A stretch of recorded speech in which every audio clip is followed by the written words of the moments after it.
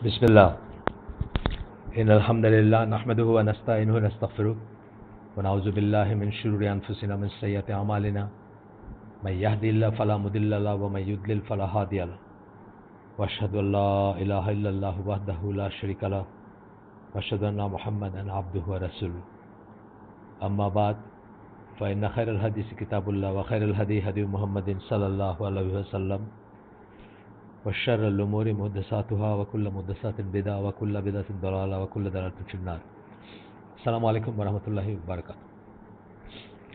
আসলে গতদিন আমরা আহলে সুন্নাহ ওয়াল জামাত বৈশিষ্ট্য শেষ করছি এবং অন্যান্য ডেভিয়েন্ট সেক্ট যাদেরকে আমরা মনে করি বা যারা ডেভিয়েন্ট সেক্ট রাসূলের হাদিস অনুযায়ী কোরআন অনুযায়ী তাদের সম্বন্ধে একটু টাচ করে গেছি। আপনারা বলতে পারেন যে আমাদের ডেভিয়েন্ট সেক্ট সম্বন্ধে জানার দরকার কি? না, খুব বেশি জানার দরকার নেই, তবে চিহ্নিতকরণের জন্য যেটুক জানা সেটুক বোধহয় জানাটা দরকার। যেমন ধরেন আমাদের দেশের কথা আমি বলি, আমাদের দেশ প্রায় এখন 87 বলে, আগে 90+% ছিল মুসলিমদের বিশাল জনগোষ্ঠী বা বিশাল পার্সেন্টেজ যাই বলেন। কিন্তু আমরা তো জীবন কাটাই দিছি এখানে। ধরেন আমি আমার জীবনের প্রথম 40 বছর তো বুঝিই নাই যে আমি কাদের থেকে দিন নিচ্ছি, কোন তরিকার দিন নিচ্ছি, আমার আকীদা কি, আমার ঈমান কি, আমার বিশ্বাস কি। তারা যেটা বলছে সেটাই আমি অন্ধভাবে করে গেছি। তো আমরা আপনাদেরকে বলছি যে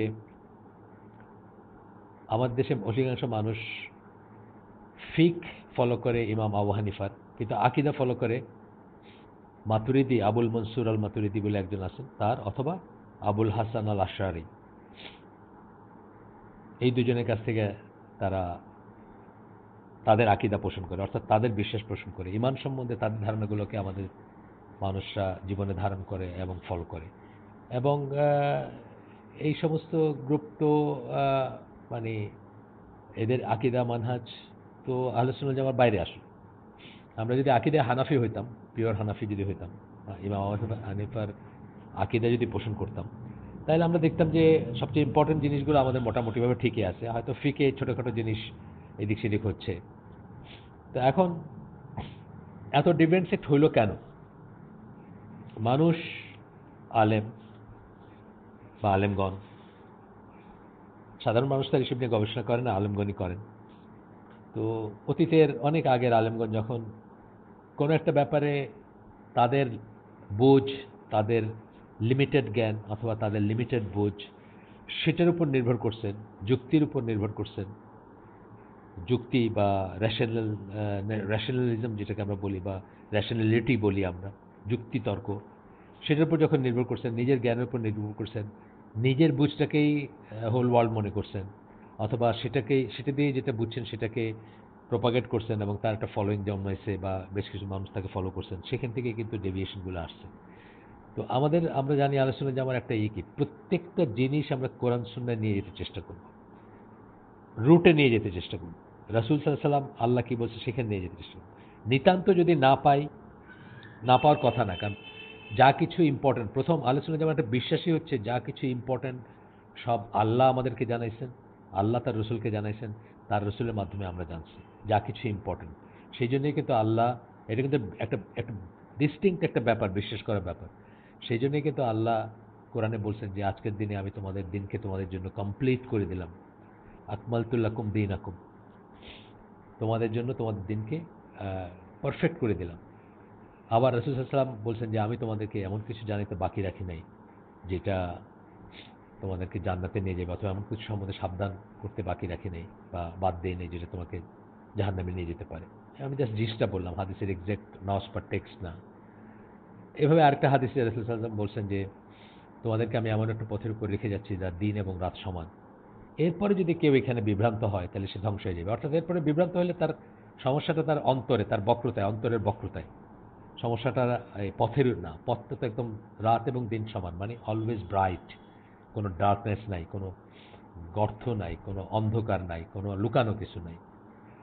সো মেইন রিজন তাহলে কি, যখনই মানুষ, আজও দেখবেন এবং আগেও দেখবেন, যখনই মানুষ নিজের খেয়ালখুশি মতো দিনকে এক্সপ্লেন করছে, বুঝছে, ইন্টারপ্রেট করছে, অথবা কখনো ইখলাস সহকারেই করছে, কখনো সুবিধার জন্য করছে, কখনো নিজের স্বার্থ আদায়ের জন্য করছে, তখন থেকে কিন্তু আহ, মানে এই বিভ্রান্তির উৎপত্তি বা নতুন নতুন দল, নতুন নতুন গ্রুপ তৈরি হয়েছে। সো এটা বুঝতে হবে যে আমরা ইবনে তাইমিয়ার একটা পড়ব, ছোট্ট একটা লেখা বা একটা প্যাসেজ পড়ব, কিতাব আল ইমান থেকে ইবনে তাইমিয়ার লেখা, ইমান সম্বন্ধীয় লেখা। যেহেতু আমরা ইমান আকীদা নিয়ে পড়াশোনা করতেছি, সরি আমার একটু ঠান্ডা আছে। কাউকে অবশ্যই বুঝতে হবে যে কোনো শব্দ বা টার্ম বা অভিব্যক্তি বা এক্সপ্রেশন যদি কোরআন বা হাদিসে থেকে থাকে আর রাসূল সাল্লাল্লাহু আলাইহি সাল্লামের কাছ থেকে যদি সেটার ব্যাখ্যা বা নিহিতার্থ জানা হয়ে থাকে, তবে কোনো ভাষা বিশারদ বা অন্য কারো বক্তব্যকে এই ব্যাপারে প্রমাণ হিসেবে ব্যবহার করার কোনো প্রয়োজন নেই। সালাত, যাকাত, সিয়াম ও হজের মতো শব্দগুলি আল্লাহর কালামে ও হাদিসে উল্লেখিত রয়েছে এবং রাসূল সাল্লাল্লাহু আলাইহি সাল্লাম সেগুলোর অর্থ সম্বন্ধে ব্যাখ্যা দিয়ে গেছেন বা এগুলোর অর্থ পরিষ্কার করে গেছেন। একই কথা খামর, খামর মানে মদ বা নেশাদ্রব্য যেটা, বা অন্য আরও অনেক শব্দের বেলায় প্রযোজ্য। তার কাছ থেকে আমরা সেগুলোর অর্থ জানি। রাসূল সাল্লাল্লাহু আলাইহি সাল্লাম ওই শব্দগুলো যেভাবে বর্ণনা করেছেন, আজ যদি কেউ ওই শব্দগুলোকে তার থেকে ভিন্ন কোনো উপায় ব্যাখ্যা করতে চায়, তবে সে ব্যাখ্যা গ্রহণ করা হবে না। অত্যন্ত ইম্পর্টেন্ট কথা বললেন কিন্তু। রাসূল যে ব্যাখ্যা দিয়ে গেছেন সেটাতে স্টিক করতে হবে, নতুন করে ব্যাখ্যার কোনো স্কোপ নাই যদি দিয়ে থাকেন। আর যদি না দিয়ে থাকেন বুঝতে হবে সেটা নট দ্যাট ইম্পর্টেন্ট প্রাথমিকভাবে, এবং সুন্নাহর অন্যত্র এটা কি বুঝবেন সেটার একটা নির্দেশনা বা দিক নির্দেশনা অবশ্যই আছে, তা নিলে তো দিন কমপ্লিট হয়নি। আচ্ছা, তারপরে বলতেছেন ইমান, আবার এসে চলে যাই ইবনে তাইমিয়ার কথায়। ইমান, ইসলাম, নিফাক ও কুফরের মতো শব্দগুলো ওই সকল শব্দের চেয়েও গুরুত্বপূর্ণ। মানে বলতেছেন যে ইমান, ইসলাম, নিফাক ও কুফরের মতো শব্দগুলো ওই সকল শব্দের চেয়ে গুরুত্বপূর্ণ। কোন সকল? যেগুলো আমরা একটু আগে বললাম, যে খামার বা আরো যেসব বললাম যে বলে গেছেন, রোজা, সিয়াম, জাকাত, হজ, জাকাত, সালাত, এগুলো সম্বন্ধে বলে গেছেন। সেগুলো তো ইম্পর্টেন্টই, এগুলো আরো ইম্পর্টেন্ট।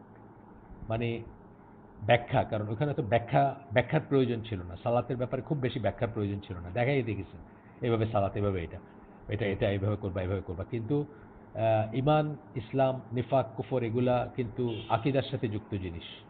আকীদার সাথে যুক্ত জিনিসগুলা অনেক ফাইনার জিনিস এবং অনেক ইম্পর্টেন্ট জিনিস। আমি আগে আপনাদের বলছি যে ইমান এবং আকীদার সাথে, আকীদার ব্যাপারগুলোর জন্য মানুষ জান্নাতি হবে বা জাহান্নামী হবে। আমলের ব্যাপারে আমরা আশা করব যে আল্লাহ আমাদেরকে মাফ করে দিবেন এবং আমাদেরকে গ্রেস দিবেন, আমাদেরকে দয়া করবেন। আমরা চেষ্টা করে যাব, অবশ্যই ফরজ আমল করতে হবে, কিন্তু সুপার নিউমারারি আমল যেগুলো, ফরজের বাইরে যেগুলো, সেগুলো আমরা আমাদের মতো করে চেষ্টা করব করতে। কিন্তু যদি আমাদের ঘাটতি থাকে, আমরা আশা করব ইনশাআল্লাহ আল্লাহ আমাদেরকে মাফ করে দিবেন। আমরা ছোটোখাটো গুনাহও করি বা বড় গুনাহও করতে পারি, কেউ কবিরা গুনাহ করতে পারি, আমরা তওবা করব, আমরা খালিস নিয়তে, খালিস মনে তওবা করব আল্লাহর কাছে এবং আশা করব যে আল্লাহ আমাদেরকে মাফ করে দিবেন ইনশাআল্লাহ। কিন্তু ইমান এবং আকীদার ব্যাপারে তো আল্লাহ একটা পর্যায়ে কোরআনে বলছেন যে মাফ করবেন না উনি, এবং তার জন্য এখানে ত্রুটি নিয়ে কেউ মারা গেলে তার জন্য, বিশেষ করে শিরকের উপরে তওবা না করে যদি কেউ মারা যায়, তার জন্য জাহান্নাম ওয়াজিব এবং জান্নাত হারাম। ভয়ঙ্কর কথা। সুতরাং এই জিনিসগুলো, এই টার্মগুলো খুবই ইম্পর্টেন্ট। নামাজ রোজা ওগুলো ইম্পর্টেন্ট, আমি বলতেছি এগুলো লেস ইম্পর্টেন্ট তা না, এটা ওনার কথা, আমার কথা না।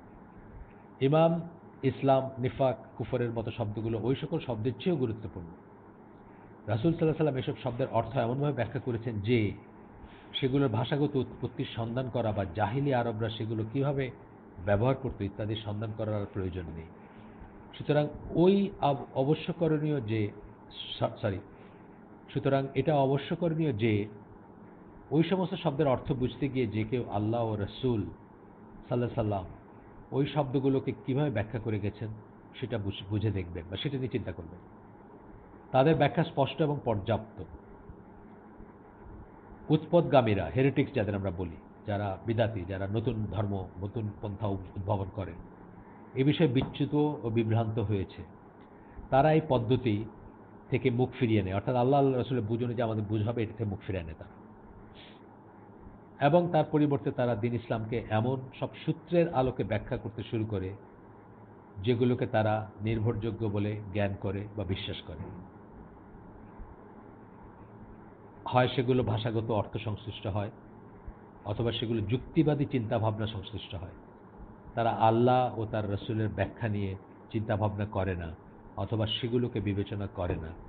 এমন প্রতিটি তর্ক ও যুক্তি যা কিনা আল্লাহ ও তার রসুলের ব্যাখ্যা বর্ণনা বিপক্ষে যায়, তা অতি অবশ্যই পথভ্রষ্টতা। কিতাব আল ইমান থেকে ইবনে তাইমিয়া। এটা খুব ইম্পর্টেন্ট। তাহলে আমরা জানলাম যে আমরা যে কোনো ব্যাপারে, আর এখানে যখন নিজের মন গড়া জিনিস বা মনের মাধুরী মিশায় মানুষ চিন্তা করতে শুরু করছে, তখনই মানুষ কিন্তু ইসলাম থেকে বেরিয়ে গেছে, বা অলমোস্ট বেরিয়ে গেছে, অথবা টোটালি বাইরে হয়ে গেছে। মানে ডিপেন্ড করে কতটুকু ডেভিয়েশন তার ভিতর আছে। কাউকে কাউকে ধরা আমরা পড়বো, এখন একটু করে পড়বো, একটু করে পড়বো, এগুলো জানা দরকার, সেই জন্য পড়বো। বাংলাদেশে আমি জানি যে এগুলো নিয়ে কোনো চিন্তাই নেই কারণ। বাংলাদেশে মানুষ ইরানে চাকরি করতে গেছে, একজন ইরানি মেয়েকে বিয়ে করে নিয়ে আসছে। মানে শিয়া সুন্নি বা শিয়াদের ধর্মীয় অবস্থানটা কি, অথবা কাদিয়ানিদের ধর্মীয় অবস্থান কি। আমি আমার পরিচিত আছে, আমার ফ্যামিলি ফ্রেন্ড যাদের কাদিয়ানির সাথে বিয়ে হয়েছে। মুসলিম, ভালো মুসলিম ফ্যামিলির মেয়ের বাবা রীতিমতো মুসলিম স্পিকার এবং থিঙ্কার ছিলেন, বিয়ে হয়েছে মেয়ের কাদিয়ানির সাথে। পছন্দ করে হয়েছে, বাট কাদিয়ানির সাথে বিয়ে হয়েছে। সারা জীবন কাদিয়ানির সাথেই ঘর করে গেছে। সো এগুলো জানা খুব দরকার আসলে। আমরা ছোট্ট করে পড়বো, জাস্ট এক্সাপ্ট বলতে পারেন। অনেক বড় গবেষণা, অনেক বড় অতটুকু দরকার নেই আমাদের। জাস্ট নামগুলো একটু কানে বাজবে, আর ব্যাপারগুলো, আর্গুমেন্টগুলো কানে বাজবে। আর্গুমেন্টগুলো এত এত দেখবেন বাংলাদেশে একটা একটা দল আছে যারা আপনার সাথে আর্গু করবে যে কোরআনে তো রাত পর্যন্ত রোজা রাখার বা সিয়ামের কথা বলা হয়েছে, আমরা কেন সূর্য ডুবতেই রোজা ভেঙে ফেলি বা ইফতার করি। এই যে কথাটার সূত্র, যার একটু এক্সপিরিয়েন্স আছে সে বুঝবে যে এটা শিয়াদের থেকে আসছে। এটা শিয়াদের যুক্তি। একটু যার জ্ঞান আছে শিয়াদের সম্বন্ধে বা ডেভিয়েন্ট সেক্স সম্বন্ধে একটু যার জ্ঞান আছে, উনি কিন্তু এই এই জাস্ট অবতারণা করতে প্রসঙ্গটা বুঝবেন যে এটা শিয়াদের থেকে পাইছে। তো এইভাবে এই জন্য আমাদের একটু মিনিমাল কিছু জানা উচিত যদি আমরা আহলে সুন্নাত জামার উপর থাকতে চাই। আমরা যেন বিপদগামী না হই, অথবা হাওয়া যেটাকে বলে, মানে নিজের ডিজায়ার একটা কিছু ভাল লাগলো দেখে ওইটাই ফলো করতে শুরু করি। কত সেক্ট আমাদের সাথে। এই বাংলাদেশ একটা ছোট্ট দেশ, কত সেক্ট দেখবেন আপনি। এখানে শিয়া আছে, এখানে কাদিয়ানি আছে, এখানে মাতুরিদি আছে, এখানে আশারি আছে, এখানে মানে কি বলবো, কবর পূজারি আছে, বেরলেভি আছে, মাজার পূজারি আছে, আপনার মুসলমান হয়ে কালী পূজা করে, এরকম লোকও আছে। কত ডেভিয়েশন এখানে। আসেন আমরা প্রথম বড় গ্রুপগুলোতে একটু করি। প্রথম বড় গ্রুপগুলোর ভিতরে আসবে যারা মনে করে ঈমান হচ্ছে অন্তর, জিহ্বা ও শারীরিক কাজের সমন্বয়ে গঠিত। এটা কিন্তু আহলে সুন্নাত জামার বিশ্বাস, কিন্তু যে ঈমান হচ্ছে অন্তরে বিশ্বাস, জিহ্বায় ইজহার। আমরা পরে পড়বো, ডিটেলস পড়বো ইনশাল্লাহ। জিহ্বায় করবেন আপনি, কি বলে, জাহির করবেন বা প্রকাশ করবেন বা প্রোক্লেম করবেন, আশহাদু আল্লা ইলাহা ইল্লাল্লাহ ওয়া আশহাদু আন্না মুহাম্মাদান আবদুহু ওয়া রাসূলুহু। মুখেও বলতে হবে যখন কেউ মুসলিম হবে, অথবা এমনিতেও বলি, আমরা নামাজে বলি বা অন্যত্র বলি, মুখে বলতে হবে, অন্তরে থাকতে হবে, এবং কি হবে, শারীরিক কাজের সমন্বয়ে গঠিত হচ্ছে ঈমান। অর্থাৎ সেই অনুযায়ী কাজও করবেন। বলতেছেন আমি ইমানদার, আপনি তাহলে সালাত আদায় করবেন। বলতেছেন ইমানদার সিয়াম, বলতেছেন ইমানদার তৌফিক থাকলে হজ করবেন, বলতেছেন ইমানদার যাকাত দিবেন, বলতেছেন ইমানদার আপনি সৎ কাজ করবেন, পাপের পথে হাঁটবেন না, ইত্যাদি ইত্যাদি, সো অন। এই এই হেডিংয়ের আন্ডারে তিনটা সাবগ্রুপ থাকবে। একটা হচ্ছে আহলে সুন্নাত ওয়াল জামাত, আমরা যাদের অন্তর্ভুক্ত হইতে চাই, আপ্রাণ চেষ্টা করব হওয়ার জন্য, জানার চেষ্টা করব এবং নিজেকে ওইটার উপর নিয়ে যাওয়ার চেষ্টা করব। আমি আগেই বলছি, আমরা অনেক সময় ডিরেলড হয়ে যাই, সরে যাই একটা ট্র্যাক থেকে, আবার নিজেকে রিনিউ করে সেই ট্র্যাকের উপর নিয়ে যাব। আমি যেটা বলতেছিলাম যে 40 বছর বয়স পর্যন্ত আমি বুঝিই নাই যে আমাদের আকীদা মানহাজ কি। তার মানে কি, আমি সরে গেছি না, ড্রিফট করে গেছি। সেই ড্রিফট করার থেকে আমি আবার নিজেকে সেটার উপর নিয়ে যাব। আমাদের সবার ইচ্ছা হবে যে আমরা জান্নাতে যাব, আমাদের সবার ইচ্ছা থাকবে যে আমরা আহলে সুন্নাত জামার অন্তর্ভুক্ত থাকব, আমাদের সবার ইচ্ছা থাকবে আমরা তাইফা মানসুরা, তারপরে ফিরকাতুন নাজিয়া, তারপরে আহলুল হাদিস, আহলুল আসার, যেগুলো বললাম গতদিন, অনেক কটা নাম বলছি। সেটা সব কিছু মানে সেইটা দিয়ে, সেগুলো সেই নামগুলো দিয়ে একটা জিনিসই বোঝায় যে আল্লাহ রসুল এবং তার সাহাবীরা যে পথের উপর ছিলেন, যে মানহাজের উপর ছিলেন, যে আকীদার উপর ছিলেন, আমরা সেটা হইতে চাই, সেটা আমরা সবাই হইতে চাবো, এবং সেটা নিয়ে আমরা কথা বলছি অলরেডি। তো এই এই হেডিংয়ের আন্ডারে আহলে সুন্নাত জামাত আসবে, খাওয়ারিজ বা খারিজিগণ তারা আসবে, এবং মুতাজিলারা আসবে। আমরা ছোট্ট করে পড়ে যাব, জাস্ট বৈশিষ্ট্যটা কি। প্রথমটা হচ্ছে যে আহলে সুন্নাত জামার বৈশিষ্ট্য কি, শ্রেণীগতভাবে কর্মকাণ্ড সমূহ হচ্ছে ঈমানের অংশবিশেষ, এবং যে কোনো ধর্মীয় কর্মকাণ্ড যে কোনো ধর্মীয় কর্মকাণ্ড সমাধা করে না তার কোনো ঈমান নাই। কি বললাম আমরা? কর্মকাণ্ড, কাজ ইমানের অংশ বিশেষ। যে সালাতে নাই, জাকাতে নাই, হজে নাই, সিয়ামে নাই, কোনো ধর্মীয় কর্মকাণ্ড সমাধা করে না, তার কোনো ইমান নেই। সে মুখ দিয়ে লা ইলাহা ইল্লাল্লাহ বললে তার কোনো ইমান নেই। এটা হচ্ছে আহলে সুন্নাত ওয়াল জামাত বিশ্বাস। খারিজিদের বিশ্বাসটা দেখেন, এর পরেরটা। কর্মকাণ্ডসমূহ হচ্ছে ইমানের অংশ বিশেষ। এটা কিন্তু আমাদেরও, তাদেরও, আমাদেরও একই কথা। তারপরের কথাটা একটু আলাদা হয়ে যাচ্ছে। তারা কেউ যদি কোনো কবিরা গুনাহ করে তবে সে ইমান হারিয়ে ফেলে এবং কাফির হয়ে যায়। আমরা অজস্র সুন্নাহ দেখব, অজস্র সুন্নাহ মানে হাদিসে দেখব যে মানুষ কবিরা গুনাহ করছে, আল্লাহ রাসূল মানে তওবা করতে বলছেন, বা অনেক সময় ধরেন চুরি করছে, কথার কথা, তার হাত কেটে ফেলা হয়েছে, শেষ, এক্সপায়ারেশন হয়ে গেছে তার, সে স্টিল মুসলিম, সে কাফের হবে কেন? কিন্তু খারেজিরা এটা মনে করে যে তার ইমান হারাই গেছে এবং সে কাফের হয়ে গেছে। আর কর্মকাণ্ড হচ্ছে ইমানের অংশ বিশেষ। এটা নেক্সট গ্রুপটা আমরা পড়তেছি, মুতাজিলা। কর্মকাণ্ড হচ্ছে ইমানের অংশ বিশেষ, কিন্তু যে একটা কবিরা গুনাহ করে সে কাফের না হয়ে গেলেও চিরতরে জাহান্নামের আগুনে নিক্ষিপ্ত হবে। তাহলে দেখলেন তো ডিফারেন্সটা কোথায়? খারিজিরা বলতেছে সে কাফের হয়ে যায় এবং সে চির জাহান্নামী। আর মুতাজিলারা বলতেছে যে কাফের বলতেছে না তাদেরকে, কিন্তু বলতেছে যে তারা চিরতরে জাহান্নামে আগুনে নিক্ষিপ্ত হবে, হুইচ ইজ এফেক্টিভলি কাফির। কারণ চিরতরে মাস্টার সিট পরিমাণ ইমান যার থাকবে, যাকে মুসলিম বলা যাবে, কাফের বলা যাবে না, মুসলিম বলতে হবে, বলা যাবে, সে কোনো না কোনো দিন জান্নাতে যাবে। এটা আমাদের আকীদা এবং বিশ্বাসের অংশ। আসেন তারপরটা যাই। এটা একটা বড় গ্রুপ বললাম, বড় গ্রুপের আন্ডারে যারা মনে করে জিহ্বায় কথা বলা, জিহ্বায় প্রোক্লেম করা বা ঘোষণা দেওয়া, অন্তরে থাকা এবং সেই অনুযায়ী কাজকর্ম করা। এই তিনটা গ্রুপ বললাম, আহলে সুন্নাত ওয়াল জামাত, খারেজি এবং মুতাজিলা, তিন গ্রুপেরই বিশ্বাস এটা। কিন্তু তারপরের ডেসক্রিপশনে গিয়ে আলাদা হয়ে যাচ্ছে এবং মারাত্মক রকম আলাদা হচ্ছে। একজন মুসলিমকে কাফের মনে করে, এটা অত্যন্ত গর্হিত একটা অপরাধ এবং অত্যন্ত সীমালঙ্ঘন করা একটা জিনিস। আচ্ছা, এরপরে আসেন, ইমান কেবলই অন্তরে বিশ্বাস ও মৌখিক স্বীকৃতি, ব্যক্তির বাহ্যিক কর্মকাণ্ড ইমানের অংশ নয়। এটা হচ্ছে দুইটা গ্রুপের বিশ্বাস। দুইটা গ্রুপ এটা বিশ্বাস করে। আবার বলি, ইমান হচ্ছে কেবলই অন্তরে বিশ্বাস, শুধু ভিতরে বিশ্বাস থাকলে হবে, ও মৌখিক স্বীকৃতি, শুধু ভিতরে বিশ্বাস থাকবে এবং মৌখিক স্বীকৃতি থাকবে। অর্থাৎ প্রথম দুইটা জিনিস আমরা যেটা বলছিলাম অন্যগুলাতে। থার্ডটা কি ছিল? সেই অনুযায়ী কাজ করা, সেটাকে তারা ইমানের অংশ মনে করে না। ব্যক্তির বাহ্যিক কর্মকাণ্ড, অর্থাৎ সে নামাজ পড়লে এটা বাহ্যিক ব্যাপার, বাইরে দেখতে হবে নামাজ পড়তেছে, বাইরে দেখতে হবে সে হজ করতেছে, হজ তো আর লুকায় করা যায় না, বা কর্মকাণ্ড বাহ্যিক শরীর দিয়ে যেগুলো করতে হয় সেগুলা ইমানের অংশ না। এখানে ভিতরে দুইটা বড় গ্রুপ আছে। একটা হচ্ছে ফকিহদের ভিতর যারা মুরজিয়া। ফকিহ মানে কি? যারা ফিক শাস্ত্রবিদ, ফিক শাস্ত্রবিদকে আমরা ফকিহ বলি। তাদের মধ্যে যারা মুরজিয়া, তাদের ভিতর যে দলটা মুরজিয়া করে, অর্থাৎ যারা মানুষকে আমল করতে বলে না, শুধু বলে যে ইমান আনো বা এরকম, তারা। আর আরেকটা গ্রুপ হচ্ছে অধিকাংশ মাতুরিদিগণ। একটু আগে আমি বলছি আবুল মনসুর আল মাতুরিদি, 240-39 এরকম, আমি শিওর না, দেখে বলতে পারি, মানে ওই রকম সময় জন্ম তার, 40-38 বা 39 এরকম, 200 অত হিজড়িতে আর কি, 240 হিজড়ি বা ওইরকম দিকে জন্ম তার। আমি দেখে আপনাদেরকে নেক্সট দিন বলবো, আমার আছে এখানে লেখা আছে, মানে খোঁজা পাওয়া যাবে খুঁজলে। তো ইনি ফকিদের মধ্যে যারা মুরজিয়া বলতে আমরা কি বোঝাচ্ছি সেটার একটু ডেসক্রিপশন আছে। অন্তরের কর্মকাণ্ড ইমানের অন্তর্ভুক্ত, কিন্তু শরীরের কর্মকাণ্ড নয়, তারা বলবেন মুরজিয়া যারা ফকিদের ভিতর। শরীরের কর্মকাণ্ড কেবলই ইমানের ফল। শরীরের কর্মকাণ্ড হচ্ছে ইমানের ফল, মানে ইমান আছে তাই এটা একটা ফল হিসাবে। ইমান হচ্ছে এমন একটি বিষয় যা বাড়ে না, বাড়েও না বা কমেও না। অত্যন্ত ইম্পর্টেন্ট পয়েন্ট। কিন্তু আহলে সুন্নাত জামাত কি মনে করে? ইমান বাড়ে এবং কমে। আমরা পড়বো পরে, ডিটেলস পড়বো, দলিল পড়বো কই থেকে আসছে এটা। বাট এরা বলতেছে কি ইমান বাড়েও না কমেও না। আর শরীরের অন্তরের কর্মকাণ্ড ইমানের অন্তর্ভুক্ত, কিন্তু শরীরের কর্মকাণ্ড নয়। শরীরের কর্মকাণ্ড হচ্ছে কেবলই ইমানের ফল, মানে ইমান একটা এফেক্ট আর কি, বা হ্যাঁ ইমান থাকলে একটা এফেক্ট আর কি, এটা কিছু না। বাট এটা মাস না থাকতে হবে, এটা কোনো কথা না। অধিকাংশ মাতুরিদি কেন বললেন? বেশিরভাগ মাতুরিদি। আমাদের দেশে কিন্তু আমি আগেই বলছি যে আমরা হয় মাতুরিদি নয় আশারি, মোস্টলি মাতুরিদি বাংলাদেশের মানুষ আকিদায়। এত ডিটেলস আপনাদের মানে মাতুরিদি নিয়ে আর গবেষণা করার দরকার নেই। শুধু কি তারা মনে করে, এটা মনে করলে এটা যখন বলবে তখনই আপনি সাবধান থাকবেন, ব্যাস।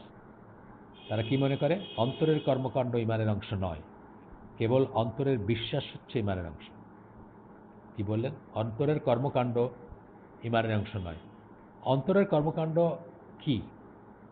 অন্তরের কর্মকাণ্ড কি আমরা পরে দেখব। অন্তরের কর্মকাণ্ড আপনার হচ্ছে, যেমন ধরেন কাউকে আপনি কারোর সম্বন্ধে খারাপ ধারণা করলেন, কথার কথা, এই কর্মকাণ্ডটা কিন্তু একজন মুমিন কারোর সম্বন্ধে খারাপ ধারণা করবে না। এবং এগুলো সব কাউন্ট করবে আপনার। এগুলো অনেক কিছু আছে যেগুলো দেখবেন যে অন্তরের অনেক জিনিসও কিন্তু ইমানের অংশ।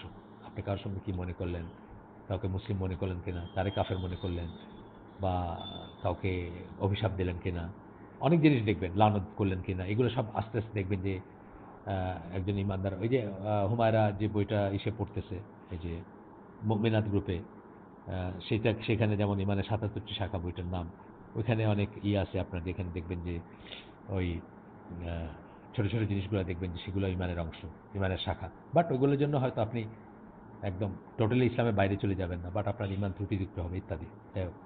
এদের কেউ কেউ মনে করে, কাদের? মাতুরিদিদের। কেউ কেউ মনে করে যে এমনকি জিহ্বার ঘোষণাও ইমানের অংশ নয়। কোনো কোনো মাতুরিদি মনে করেন যে জিহ্বা দিয়ে ঘোষণা করতে হবে লা ইলাহা ইল্লাল্লাহ বা আশহাদু আল্লা ইলাহা ইল্লাল্লাহ, এটা ইমানের অংশ না। ইমান হচ্ছে এমন একটি বিষয়, বাড়েও না কমেও না। তাহলে দুই গ্রুপই মনে করে। ফকিদের ভিতরে যারা মুরজিয়া তারাও মনে করে বাড়ে না কমে না, এরাও মনে করে, মাতুরিদিরাও মনে করে বাড়ে না কমে না। তফাৎ আছে একটা, যে শরীরের কর্মকাণ্ডের কোনো উল্লেখ নাই এখানে, অন্তরের কর্মকাণ্ডের উল্লেখ আছে মাতুরিদির ব্যাপারে। আর ওরা শরীরের কর্মকাণ্ডের উল্লেখ করছে, কিন্তু এটা করছে, মানে ফল বলছে, এটাকে অপরিহার্য ব্যাপার বলে নাই। গেল। এরপরে আরেকটা পড়বো হেডিং এর আন্ডারে, যে এখানে আমরা কতগুলো গ্রুপ দেখব যারা কেবল অন্তরের বিষয় মনে করে, ইমানকে কেবল অন্তরের বিষয় মনে করে, মানে মুখে ঘোষণা দেওয়ার দরকার নাই, কোনো কাজ করার দরকার নাই, খালি মনের ভিতরে থাকলেই হবে, এরকম মনে করে। এদের ভিতরে কারা আছে? জাহমিয়া, আশারি, অনেক মাতুরিদি এবং মুরজিয়াগণ। কিছুটা ওভারল্যাপিং আছে, যে গ্রুপগুলো করতেছি আমরা তার ভেতর ওভারল্যাপিং আছে। আসেন দেখি জাহমিয়া, এই কথাটা খুব শুনবেন। জাহমিয়া, ইমান হচ্ছে কেবলই মারিফা বা আল্লাহ সম্বন্ধে জ্ঞান। এই যে মারিফত, তরিকত, হাকিকত শুনছেন না, শরীয়ত। ইমান হচ্ছে কেবলই মারিফা। মারিফা মানে পরিচয়, বা আরিফ থেকে আসছে আর কি। তো ইমান হচ্ছে কেবলই মারিফা বা আল্লাহ সম্বন্ধে জ্ঞান। আল্লাহ সম্বন্ধে জ্ঞান থাকা মানে আপনার ইমান আছে। আর আশারি এবং মাতুরিদি, আমি আগেই বলছি যে আমাদের দেশে মানুষগণ হয় আশারি না হয় মাতুরিদি। অনেক আশারি এবং মাতুরিদি, অনেক মাতুরিদি এবং আশারিগণ যেটা মনে করেন সেটা হচ্ছে ইমান হচ্ছে অন্তরের তাসদিক বা প্রত্যয়ন। তাসদিক, সাদিক, সিদ্ক আমরা বলি না, সিদ্দিক, তাসদিক মানে প্রত্যয়ন করা, সত্য বলে ঘোষণা করা। ইমান হচ্ছে অন্তরের তাসদিক বা প্রত্যয়ন। খালি অন্তরে প্রত্যয়ন করলে হবে, কোনো কর্মকাণ্ডই ইমানের জন্য অত্যাবশ্যকীয় অংশ নয়। এটা কারা মনে করে? আশারিরা মনে করে এবং অনেক মাতুরিদি মনে করে। এই জন্যই দেখবেন বাংলাদেশে বা ইন্ডিয়াতে বা পাকিস্তানের আলেমদের, অ্যাভারেজ আলেমকে জিজ্ঞেস করেন যে এই লোকটা তো নামাজ পড়ে না কোনোদিন, এ কি মুসলমান? বলবে যে হ্যাঁ, ও মুসলমান, কোনো সমস্যা নাই, নামাজ স্বীকার করে তো তাইলেই হয়েছে। অথবা বলবে যে মানে আল্লাহ মানে তো তাইলেই হয়েছে। আচ্ছা, লাস্ট গ্রুপটা, এই গ্রুপের ভিতরে ইমানকে বলি অন্তরের বিষয়তে লাস্ট গ্রুপে কি আসতেছে? মুরজিয়া।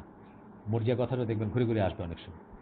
মুরজিয়ারা কারা? ইমান কেবলই অন্তরের স্বীকৃতি বা প্রত্যয়ন বা তাসদিক নয়, বরং অন্তরের কর্মকাণ্ড এর অন্তর্ভুক্ত, কিন্তু অন্য কোনো ধরনের কর্ম ইমানের অংশ নয়। অন্তরের কর্মকাণ্ড যেটা বললাম, যে কতগুলো অন্তরের ব্যাপার আছে, যে আপনি আল্লাহকে যখন মনে করবেন যে আল্লাহ আছেন, বা যেরকম বললাম আর কি, যে কার সম্বন্ধে খারাপ ধারণা করবেন না, কাউকে লানত করবেন না, অভিশাপ দিবেন না, এইরকম জিনিসগুলো কতগুলো কর্মকাণ্ডের ডিটেলস আছে দেখবেন, অন্তরের কর্মকাণ্ড যেগুলা, সেইগুলাকে মনে করে এরা। এইটা কিন্তু মুরজিয়া আলেমদের কথা আলাদাভাবে পড়ছিলাম আমরা, আর এখন কিন্তু মুরজিয়াদের কথা পড়তেছি। মুরজিয়া ফকিদের ভিতরে যারা মুরজিয়া, সেটা আলাদা একটা হেডিংয়ে পড়ছিলাম, এটা পড়তেছি ইসের ভিতরে, শুধু মুরজিয়ার ভিতরে পড়তেছি। কর্মকাণ্ড তাসদিকের সাথে সাথে, প্রত্যয়ন করার সাথে অন্তরের কর্মকাণ্ডগুলা এর অন্তর্ভুক্ত হবে। অন্য কোনো ধরনের কর্মকাণ্ড ইমানের অংশ না। শেষ, আমাদের ক্লাসিফিকেশন শেষ। তারপরে আমরা পড়তেছি যে অন্যান্য উপদল যারা, অন্যান্য আরও উপদল আছে যারা মনে করেন যে ঈমান কেবলই জিহ্বার স্বীকৃতি, আরও আছে। তো তাদের ভিতরে একটাকে উল্লেখ করতেছেন কাররামিয়া, এটাও আপনারা হয়তো শুনবেন কখনো। আহ, আমরা তো আসলে অনেকটুকু আগাইছি, যদিও কারো কারো কাছে মনে হতে পারে যে এগুলো যেন আমাদের লাভ কি বা এগুলো বেশি ডিটেলস হচ্ছে, তা না। আমি কিন্তু জাস্ট টাচ করে যাচ্ছি, অনেক লেখা আছে এখানে, যেখান থেকে আমি পড়তেছি এখানে অনেক লেখা আছে, আমি জাস্ট পয়েন্টগুলো বলে যাচ্ছি। এই কাররামিয়া যারা, তারা মনে করে ইমান কেবলই জিব্বার একটা ঘোষণা দ্বারা প্রতিষ্ঠিত, জিব্বার একটা ঘোষণা, ইমান হয়ে গেল, মানে আপনি ইমানদার হয়ে গেলেন। এই যে ওয়াইড একটা রেঞ্জ দেখতেছি, বহু মানুষ আপনার চারপাশে, আপনার আশেপাশে, বা আপনার আত্মীয় স্বজনের ভিতরে, বা আপনার কি বলবো, আপনার হয়তো ফ্যামিলিতেও আছেন যারা এর একটি বা কয়েকটির বৈশিষ্ট্য জীবনে ধারণ করেন, এবং যারা আপনার ধরেন আমাদের প্রিয়জন আর কি। সোজা কথা, আমাদের উচিত নিজেদের আকীদাটা প্রথমে শুদ্ধ করব, তারপরে ইনশাল্লাহ আমরা তাদের দিকে নজর দিব। আমরা চেষ্টা করব তাদের এটাও ঠিক করতে, মানে তাদের বিশ্বাসগুলোকে যেন আমরা ঠিক করি, এবং সেই অনুযায়ী কাজ করি যেন। তো আজকে আমরা আর যাবো কিনা কমে, 26 মিনিট হয়ে গেছে প্রায়, আমরা আর সামনে যাব না এই ব্যাপারে। তারপরেও এখানে একটা ছোট্ট জিনিস পড়তে পারি। এই যেমন ইমানের কম্পোনেন্ট, ইমানের উপাদানগুলো কি, বা ইমান কি, এ নিয়ে আরেকজন স্কলারের একটু পড়ি আমরা এখানে। আরেকজন স্কলারের একটু মতামত পড়ি আমরা। উনি বলতেছেন যে এটা হচ্ছে মোহাম্মদ বিন সালেহ আল উসাইমিন। উনি বলছেন ইমান হচ্ছে সেই প্রত্যয়ন যার জন্য কবুল করার এবং সমর্পণের প্রয়োজন রয়েছে। আমরাও ওই যে 6টা শর্ত পড়ছিলাম, আপনার মনে আছে নাকি? সমর্পণ পড়ছিলাম, কবুল পড়ছিলাম, 9টা শর্ত পড়ছিলাম। বলছিলাম যে আমি যেখানে পড়তেছি উনি 9টা বলেন, আর অন্যান্য স্কলাররা 8টাও বলেন কেউ কেউ। কি বলতেছেন? ইমান হচ্ছে সেই প্রত্যয়ন যার জন্য কবুল করার এবং সমর্পণের প্রয়োজন রয়েছে। কেউ যদি কোনো কিছুকে কবুল না করে এবং সেটার কাছে নিজেকে সমর্পণ না করে, সমর্পণও করলো না, কবুল করলো না, কিন্তু বলতেছে যে আমি বিশ্বাস করি, তবে সেটা ইমান নয়। তাহলে সমর্পণ করতে হবে এবং কবুল করতে হবে। আমরা বলছিলাম যে কবুল করার কি বাকি থাকে? হ্যাঁ, কবুল করার বাকি থাকে। কেউ একটা জিনিসকে সত্য মনে করলে সেটাকে কবুল করে নেয় না। আমরা আবু তালেবের কথা বলছিলাম, আর সাফিয়া রাদিয়াল্লাহু আনহা তার বাবার কথা বলছিলাম, যে তারা জানতো যে মোহাম্মদ সাল্লাহ সাল্লাম সত্যিকার নবী, তারা সত্যটা জেনেও কবুল করতে পারে না। আবার সমর্পণ করা একটা জিনিস, সেটাও আমরা পড়ছিলাম তখন, যাই হোক আজকে আর এখানে যাবো না। মোহাম্মদ বিন সালিহ আল ওসাইমিন তার কথাটুকু পড়ি আমরা। এর প্রমাণ হচ্ছে যে আরবের মুশরিকরা আল্লাহর অস্তিত্বে বিশ্বাস করত, এবং বিশ্বাস করতে যে আল্লাহ হচ্ছেন সৃষ্টিকর্তা, প্রতিপালক, জীবনদাতা, মৃত্যু আনয়নকারী এবং মহাবিশ্বের কর্মকাণ্ডসমূহের মহাব্যবস্থাপক বা ব্যবস্থাপক। যাই হোক, উপরন্তু তাদের একজন, এমনকি নবী মোহাম্মদ সাল্লাহ সাল্লামের রিসালাতও কবুল করেছিলেন, কিন্তু তবু তিনি মুমিন ছিলেন না। ওই ব্যক্তি ছিলেন আবু তালেব, নবী সাল্লাহ সাল্লামের চাচা। কিন্তু সেটা তার কোনো কাজে লাগবে না। অর্থাৎ নবীর উপর যে বিশ্বাস আনয়ন করছেন বা বিশ্বাস করতেন নবীকে, সেটা তার কোনো কাজে লাগবে না, কেননা নবী যা নিয়ে এসেছিলেন তিনি তা কবুল করেননি এবং সেটার কাছে নিজেকে সমর্পণ করেননি। এটা হচ্ছে একটা বললাম আমি, মানে ইমান সম্বন্ধে ঈদের মত আর কি। আর এখান থেকে একটু ছোট্ট পড়ি, যেহেতু আমি শেষ করে দিব আজকে, আর আর ফার্দার যাব না। ইমানের উপাদানসমূহ ইবনুল কাইম, হাফিজ ইবনুল কাইম তার মতে উপাদানসমূহ, একটা হচ্ছে রসুল সাল্লাহ সাল্লাম যে শিক্ষা নিয়ে দিয়ে গেছেন সে সম্বন্ধে জ্ঞান থাকা। 2 হচ্ছে রাসূল সাল্লাল্লাহু আলাইহি ওয়াসাল্লাম যা নিয়ে এসেছিলেন তাতে পূর্ণ দৃঢ় বিশ্বাস থাকা। 3 হচ্ছে তিনি যা নিয়ে এসেছিলেন তাতে বিশ্বাস করার মৌখিক ঘোষণা দেয়া। 4 হচ্ছে ঈমানের কম্পোনেন্টস বলতেছেন, কিন্তু ঈমানের কম্পোনেন্টসগুলো বলতেছেন, মানে উপাদানগুলো কি। 4 হচ্ছে ভালোবাসা, বিনয় সহকারে তিনি যা নিয়ে এসেছেন তার কাছে আত্মসমর্পণ করা। 5 হচ্ছে নবী যা নিয়ে এসেছেন সে অনুযায়ী বাহ্যিকভাবে ও অন্তরে কাজ করা, সেগুলো প্রয়োগ করা এবং কারো সাধ্য অনুযায়ী অন্যদেরও সেই পথে ডাকা। এই ছিল তারই অন্তরের কাজের ভিতরে। ধরেন নিজেকে সমর্পণ, আগেও বলছি আমি যে কারোর সম্বন্ধে ধারণা না করা, বা কাউকে অভিশাপ না দেওয়া, বা আরও আছে। যেমন ধরেন আমি যদি কিছু একটা জানি না, আমি শুনতে গেছি কোনো একজন আলেমের কাছে যে এই সম্বন্ধে আল্লাহ কি বলছেন, আমি কিন্তু আগেই আমার ভিতরে সমর্পণ করার একটা ইচ্ছে থাকবে যে আমি যেটা শুনবো সেটার কাছে আমি নিজেকে সাবমিট করব। অনেক সময় কিন্তু মানুষ সেটা করে না, তর্ক করতে যায়, তর্কের জন্য একটা কিছু জানতে চায় বা তা না। ইমানে মুজমাল মানে মিনিমাম ইমাম যেটা, সেটা কি বলছিলাম আমরা, বোধহয় বলছিলাম আপনাদেরকে, যে যা জানি তার কাছে তো নিজেকে সমর্পণ করবই বা করছি, যেটা জানি বা বুঝি সেটার কাছে করছি। কিন্তু ভবিষ্যতে যেটা জানবো, এখন জানি না ভবিষ্যতে জানবো, সেটার জন্য সেটার কাছে সারেন্ডার করার জন্য, সমর্পণ করার জন্য, বা সেটা মেনে নেওয়ার জন্য আমি এখন থেকেই তৈরি। এটা হচ্ছে মিনিমাম ইমান। তো এই যে নিজেকে সমর্পণ করার ইচ্ছা, এটা হচ্ছে অন্তরের কাজ, অথবা ভালোবাসা, আল্লাহর প্রতি ভালোবাসা, রসুলের প্রতি ভালোবাসা, ইসলামের প্রতি ভালোবাসা, আল্লাহর জন্য কোনো কিছুকে ভালোবাসা। এই যে মনের ভিতরে যে এটা হচ্ছে অন্তরের কাজ। অন্তরের কাজের ভিতর পড়বে আর কি এইসব জিনিসগুলো। শরীরের কাজ যেমন ধরেন সালাত, আহ, এটা শরীরের কাজ হতে পারে, বা এই ধরনের আরও ব্যাপার হতে পারে, আহ, হজ বা রোজা রাখা, বাহ্যিকভাবে শরীরের কাজ। অন্তরেরও আছে, নিয়ত করতে হবে, সেগুলো আছে। যাই হোক, তো আজকে আমরা এখানে শেষ করে দিই ইনশাল্লাহ। অনেক সময় হয়ে গেছে, অনেকটুকু সময় গেছে, প্রায় আধা ঘন্টা। আপনাদের অনেকেরই হয়তো, আমি আজকাল শুনি মানুষের নাকি কথা শোনার জন্য আধা ঘন্টা সময় সবার জীবনে থাকে না। খুবই স্যাড এবং খুবই কি বলবো, মানে দুঃসংবাদ এটা। কারণ আপনার জীবনের গোটা সময়টাই আসলে আল্লাহর প্রাপ্য। আর তাই যদি হয়, তাহলে প্রত্যেকটা স্টেপে জীবনের আল্লাহর আনুগত্য ইজ এ মাস্ট, বা আল্লাহর আনুগত্যের ব্যাপার আছে, এবং চিন্তা করার ব্যাপার আছে আল্লাহকে নিয়ে। সময়ের সবচেয়ে বড় দাবিদার আল্লাহ। টেলিভিশন না, ইন্টারনেট না, হোয়াটসঅ্যাপ না, বা ঈদে ছুটিতে কক্সবাজার বিচে যাওয়ার না। হায় মানে আল্লাহ সবচেয়ে বড় দাবিদার আমাদের সকল সময়ে। সেখানে আমরা ভেরি আনফর্চুনেট যে আমরা দেখি আজকাল মানুষ 5 মিনিটের বেশি কিছু পড়তে চায় না, দিনের কিছু ছোট্ট 10 মিনিট, 5 মিনিটের বেশি কোনো কথা শুনতে চায় না। সব কেটে কেটে কেটে কেটে ছোট ছোট বিটস অ্যান্ড পিসেস হিসাবে আপনার হোয়াটসঅ্যাপে বা অন্য জায়গায়, ইন্টারনেটে বা কি বলে ইউটিউবে সব লেকচারগুলোকে প্রেজেন্ট করা হচ্ছে। মানুষের জীবনে সময় নেই, আল্লাহর জন্য শোনার সময় নেই। আল্লাহ আমাদেরকে বোঝার তৌফিক দেন। সুবহানাকা আল্লাহুম্মা বিহামদিকা আশহাদু আল্লা ইলাহা ইল্লা আনতা আস্তাগফিরুকা ওয়া আতুবু ইলাইক। আমরা যে শুনলাম তার ভিতরে ভালো কিছু শুনে থাকলে সমস্ত প্রশংসা আল্লাহর, খারাপ কিছু শুনে থাকলে সমস্ত ব্যর্থতা আমার, এবং সেটা শয়তানের তরফ থেকে। আসসালামু আলাইকুম ওয়া রাহমাতুল্লাহি ওয়া বারাকাতুহু।